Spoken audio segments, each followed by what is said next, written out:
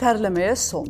Bu dəfə isə Çinlilər tər qoxusunu tamamilə məhv etməyin yolunu tapıblar, heç bir dezodorant və yaxud da antiperspirant işlətmədən. Düzdür, cihaz biraz bahalıdır, amma düşünürəm ki, bu ziyanlı antiperspirantları istifadə etməkdənsə bir dəfə 200 manata yaxın pul verib bu cihazı almaq daha sərfəlidir. Baxaq görək nə yenilikdir.